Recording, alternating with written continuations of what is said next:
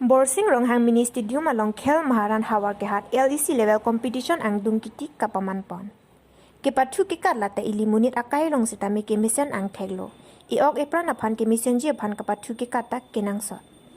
Pinimati jong ni phai krepli arni phuluni constituency kaparlo loring thipi borsing ronghang mini stadium along Khel Maharan Hawar ke hat LEC level competition kapaman pon. Labangso sai ke damtang mati jong ni phai krehini pen pangcheng pon sipini arni angdung kiti mate pajut pon lo lapen bangso long hawar ke hat LEC angkang kapar lo kapre constituency pen bangsi football volleyball kabadi pencheng lo kapre ason sitame pathu pon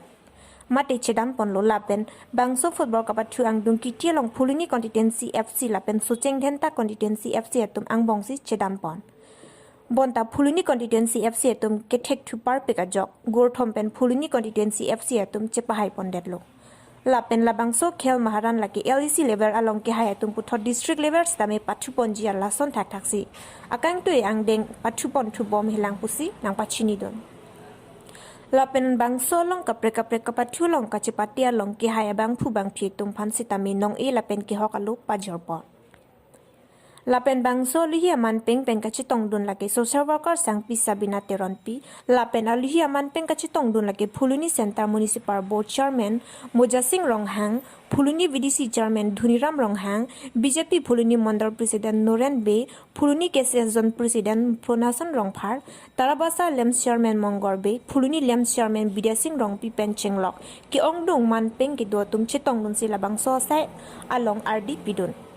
Phuluni pen Siwabe report Ticket News News atum apen karbiang long phan kardom pajir lo kardom ini ladak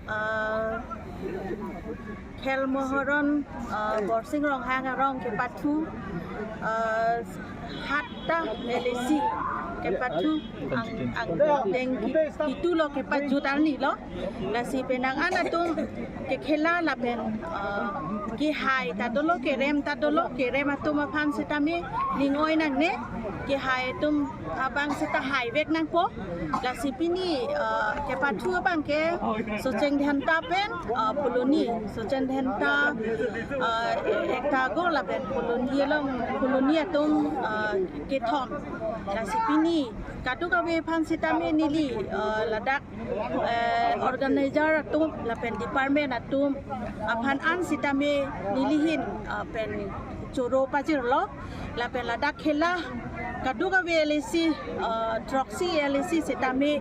la pen department atum an sitami ke khela pen mane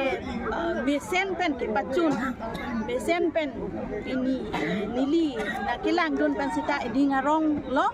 la pen kadu kawe doan atum sita meningarong pen pachunopot nilihin pen an sose la ang songge dam atum sita padang ma ako la an sose ako aning papakarong tunai nilihin pen bangke akhir jumi pidun lo ko an si nilihin lap